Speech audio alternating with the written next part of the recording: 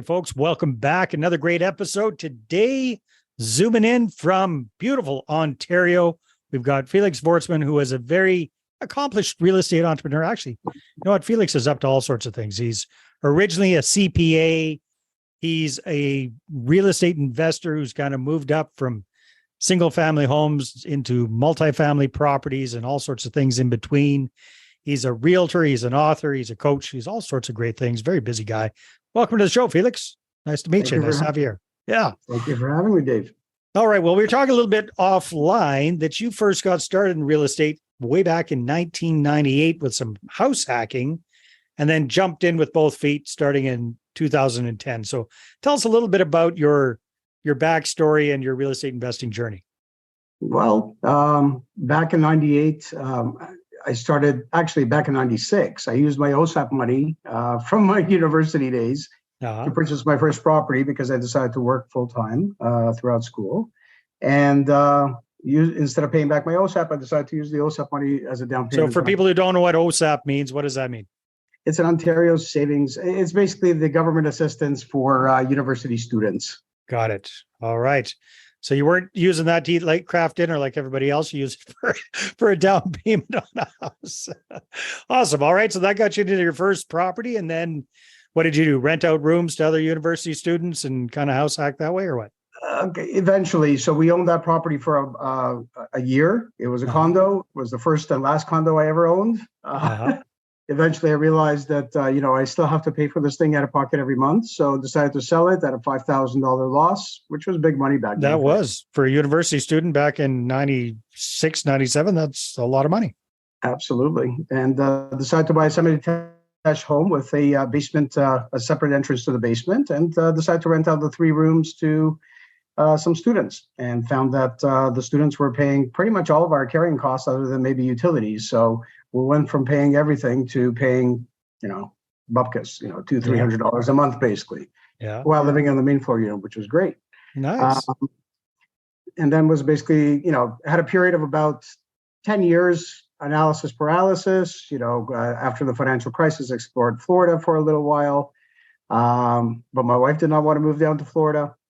So started looking locally and slowly but surely started investing in the outlying areas of the Greater Golden Horseshoe outside of the GTA because the numbers stopped working in the GTA. Yeah, makes sense. So Felix, I was reading through your information, and one of your claims to fame is I think you call yourself the Triplex King. Is that the right terminology there? So yes. I'm curious, what does that mean? Well, I pioneered the process of converting a single family home without any additions, without any minor variances, without any rezoning, using only the existing building envelope to convert a single family bungalow of every iteration you can think of, back splits, side splits, raised bungalows with garages, without garages, into 3 legal units. Legal? Okay, I was going to ask you.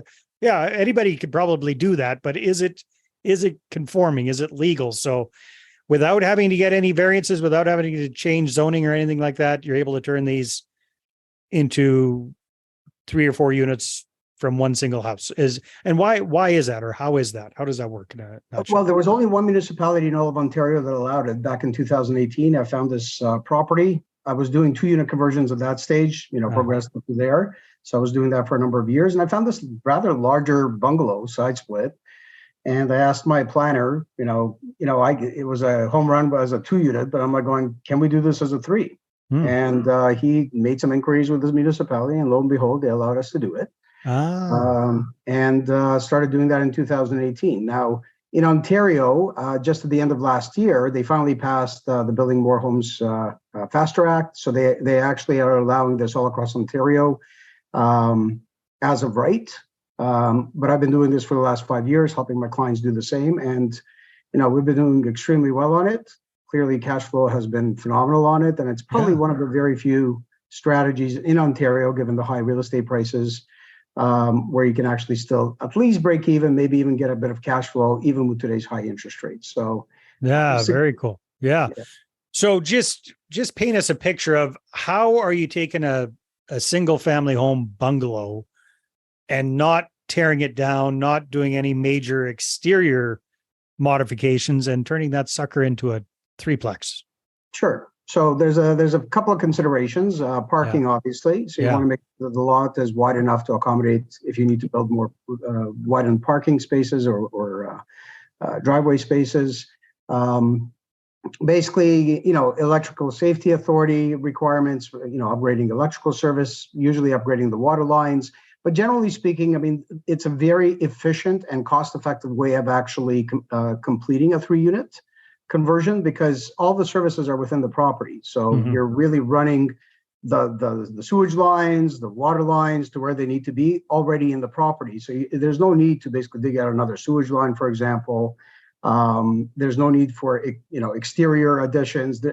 And by the way, when I say triplexes, I don't mean laneway housing or coach houses or garden suites.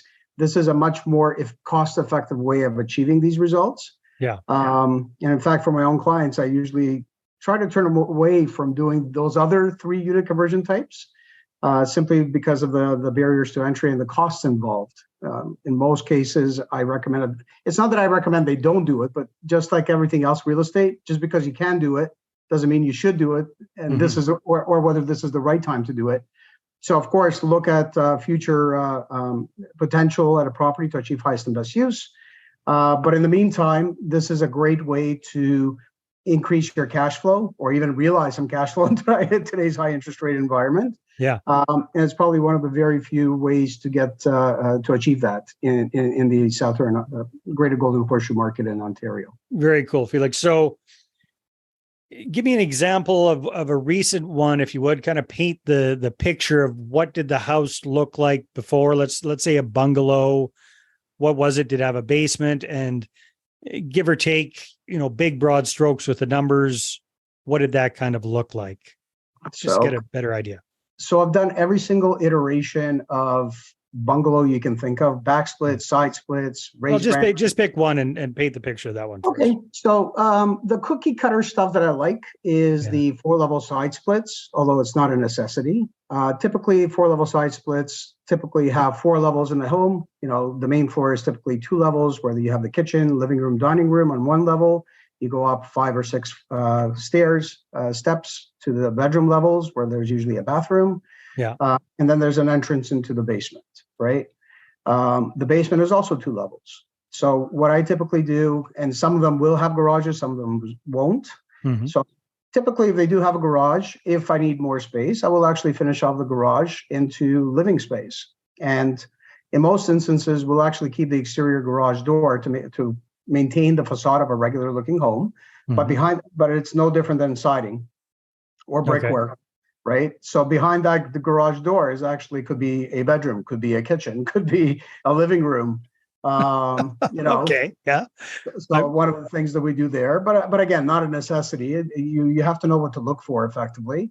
And then each one of the lower levels of the basement, we create into 2 separate apartments. And depending on the size of the property, I mean, an 1,150 square foot bungalow, for example, we're typically looking at 2 1-bedroom apartments below. Yeah. If you're getting into the 1,400 square foot range, you could get 2 2-bedroom apartments below and a 3 or 4-bedroom unit upstairs. Very nice. All of them with their own separate kitchens, bathrooms, laundry facilities, separate hydro panels, separate water meters.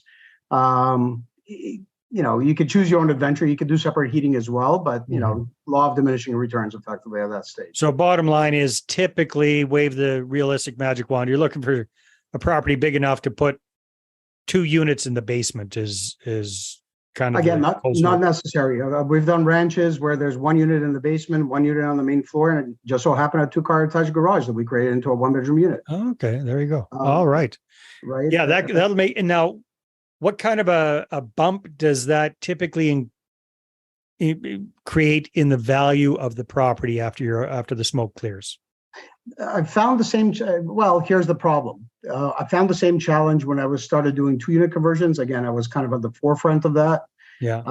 The bump up in the value, you're not getting it because there's not really much in the way of comps, because you're still qualifying for, residential mortgage financing, right, as opposed to commercial financing. And as a result of that, appraisers are looking for comps. Well, guess what? If you're just starting up, basically doing these type of projects, there's not really much in the way of comps.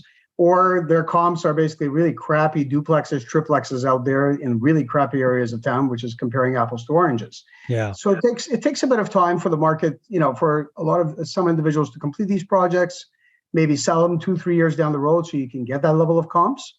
Mm-hmm. So generally speaking, the whole periods might be a bit longer, could be shorter, depending on where the market is growing organically outside of the triplex thing. We've been fortunate in Ontario where the market was going crazy basically for the last several years, up until about a year and a half ago. So we were able to perfectly burr a lot of these properties out, or do partial burrs out of them. But that wasn't really forced appreciation. That was just was the freakish nature of the market at the time, kind of thing, right? Correct. Yeah. But the nice thing is, like I said, typically as a bare bones minimum, I usually try to pull out at least the renovation costs, maybe do a secondary refi, or don't do a refi and just collect the coupon, right? Yeah. Because your cash flow is going to be substantially higher if you don't do that refi as well. So give or take, and I completely understand every property is going to be different, but absolutely, over the last few years that you and your clients and students have been doing this, what would you say is kind of the average ballpark figure for cost for doing a conversion like this? Wow, that's another fantastic idea. Hold on to that thought for a sec. We'll be right back. Now, are you a real estate investor who's run out of cash or credit to grow your portfolio? Are you looking to grow your portfolio using other people's money and raising capital? Well, I want to show you how to raise 6 figures or more in 6 weeks or less at my upcoming Investor Attraction Workshop. You can get your ticket and find out all about it at investorattractionworkshop.com. We're going to spend a full day taking a deep dive into this roadmap that I've used to raise millions for my deals, and I've helped other people just like you cumulatively raise hundreds and hundreds of millions of dollars for their deals as well. So again, you can check that out at investorattractionworkshop.com. And as a loyal listener to the podcast, you'll get 50% off your ticket when you use the discount code podcast. That's right, discount code podcast at investorattractionworkshop.com. See you at the next workshop. Well, the costs have definitely increased in price. Of course. So give or take these days, what would you say these days? I would call it in a lot of variable factors. Maybe a range. Range, I would say anywhere from, and depending on what you want to do, anywhere from around 225,000 to about 300,000. Yeah. Okay. That's kind of, they're not cheap, right? No, of course not. Right. But it's probably one of the only options still available in the Southern Ontario, where you can actually get some cash flow out of these properties and, mitigate your risks, right? Because you have more tenants living there. The propensity for them, all of them not paying rent at the same time is very low, right? So in a lot of ways, you kind of de-risk the asset and the investment itself by doing one of these conversions while also achieving positive cash flow. And if interest rates go in the Golden Horseshoe area that you're buying these properties at, you're looking at, give or take, what kind of a price range to get into one of these properties? What's the average price of one of these homes these days? It could be in the low 600s to the high 700s. Okay, so let's say it's 700,000, and let's say we put in $300,000 to do the reno. So now you're up to $1 million. Mm-hmm. At the end of that, is the property going to appraise at $1 million or not for a while? At best, at this stage, they're probably going to be looking at 2-unit conversions, and the default with the appraisers is always going to be, if they can't find a direct appraisal, then they'll look at a renovated property in the neighborhood, which again is comparing apples to oranges. But just like the 2-unit conversions that we started doing back in 2015, now we have some comps basically for new renovated 2 units, and I expect that to happen as well. So it's been a bit of a crapshoot, to be perfectly honest. I've had clients that appraised really well. At the height of the market, I've had one that basically appraised at 975 as an example. I've had other ones appraised at around 850, right? Which is kind of on par for the course as a 2-unit. So you're not necessarily getting the biggest bang for your buck at the initial stage, but that's par for the course with any strategy that you pioneer in any location.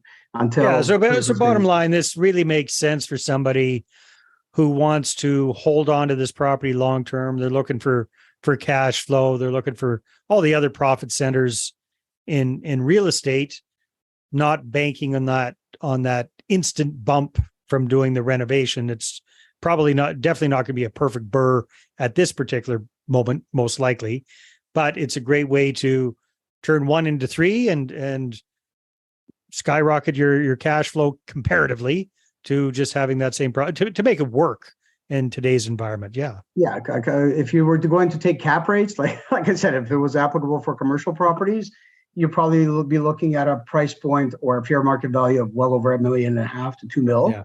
Yeah. Based on what but again, because it's residential financing, we're kind of limited to that.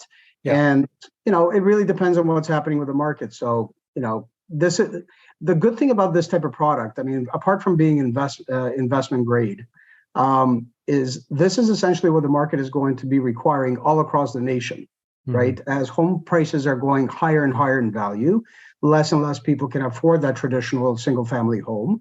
And now if they need the space but can't afford it, now they have options, right? Either bring in an extended family. Everybody has their own independent unit. Grandpa, grandma living in one, younger family living in another one, maybe a cousin or a brother basically living in, with their spouse living in the third. Or you have somebody living on the main floor, can't afford the financing themselves as a single family home, but now it gives them the option to basically, claim that rental income in order to qualify for those mortgages. So still gets them into the housing market, into the low-rise market. And the cohabitation aspects of it is basically what's going to become very popular out of necessity all across the country, right? I can see that happening for sure. Hey, what do you and or some of your clients and students turn any of these properties into short-term furnished rentals, medium-term furnished rentals, that kind of thing? Because I can see that definitely helping the cash flow along. Funny you should mention that. The first one I ever did is a mini hotel, short-term rental. Yeah. And the smallest I ever did was a single car garage that's less than 234 square feet that I converted into a full one-bedroom apartment. Not a bachelor, a full one-bedroom apartment with a kitchen, bathroom, living room, bedroom, and fully legal again. And that would be perfect for like a short-term rental, right? You could be living in the house, you got the garage rented out, short-term rental or medium-term rental, and you're kind of out of each other's hair. Absolutely. And it costs that unit specifically costs us probably about $35,000 to complete, given its size. Nice. And how much are you renting garage spaces basically in your properties? But $100 a month. Yeah.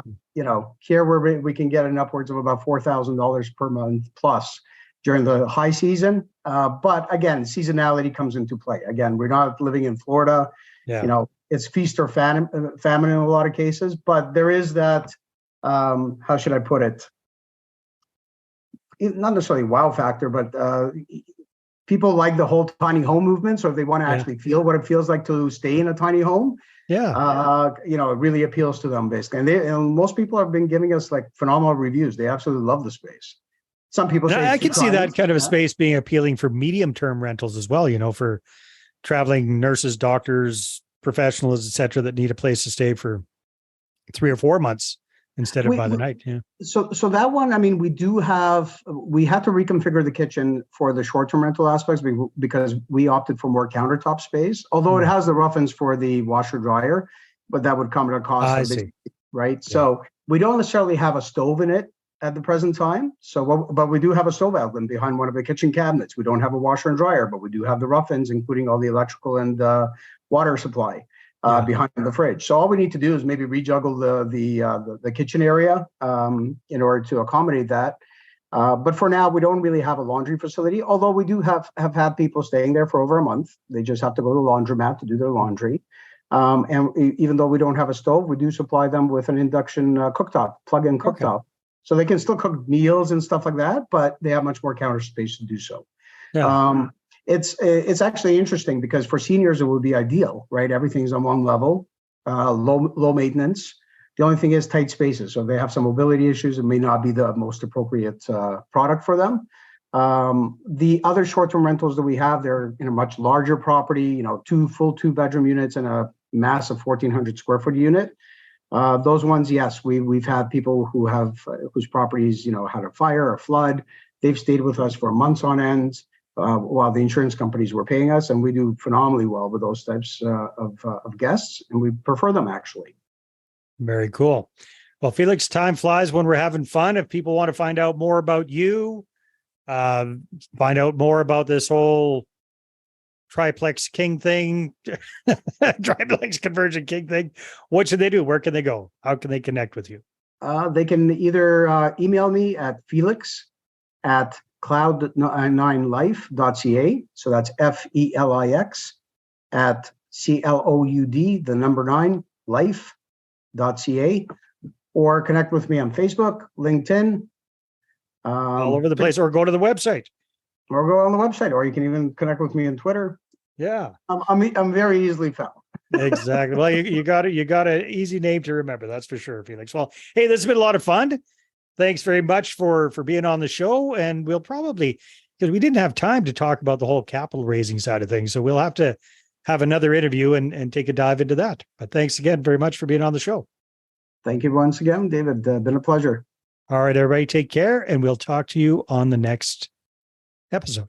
Well, hey there. Thanks for tuning into the Property Profits podcast. If you like this episode, that's great. Please go ahead and subscribe on iTunes. Give us a good review. That'd be awesome. I appreciate that. And if you're looking to attract investors and raise capital for your deals, then I'm going to invite you to get a complimentary copy of my newest book, right back there. There it is. The Money Partner Formula. You can get a PDF version at investorattractionbook.com. Again, investorattractionbook.com. Take care.